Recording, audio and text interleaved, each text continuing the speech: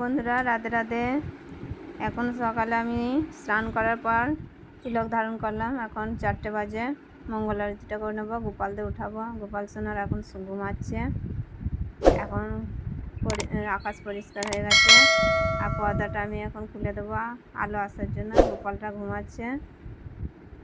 গোপালদের আমি একটু আদর করে ওদের আমি উঠাবো। গোপাল সোনা উঠে পড়ো, উঠে পড়ো, সকাল হয়ে গেছে। আর গোপালদের আমি বসিয়ে দিয়েছি। এরপর আমি মঙ্গল আরতি করার জন্য সব কিছু সাজিয়ে নেব। মঙ্গল আরতিটা করে নেবো, শঙ্খ বাজিয়ে নেব।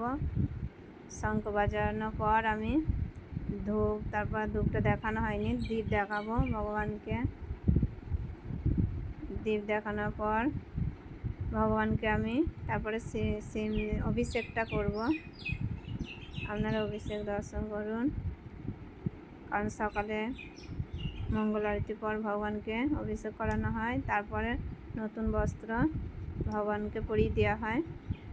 আর ভগবানকে শৃঙ্গার করার পর কত সুন্দর লাগে। ভগবানের তিলকটা ধারণ করে দিয়েছি। এরপরে যা কিছু আছে তা ভগবানকে সুন্দর করে সাজিয়ে গুছিয়ে এখন আমি ভগবানকে সিংহাসনে বসিয়ে দেবো।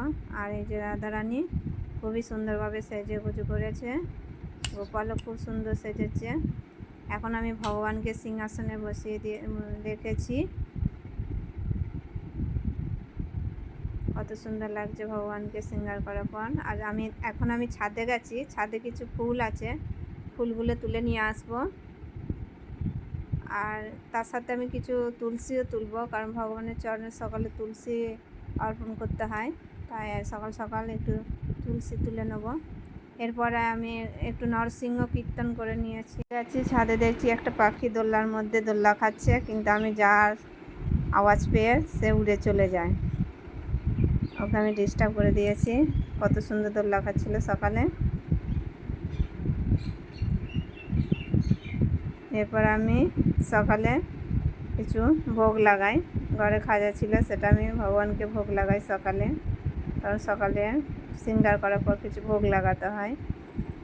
ভিডিওটা ভালো লাগে তাহলে আপনারা অবশ্যই কমেন্ট করবেন আর লাইক করবেন। হরে কৃষ্ণ, রাধে রাধে, হরি বল।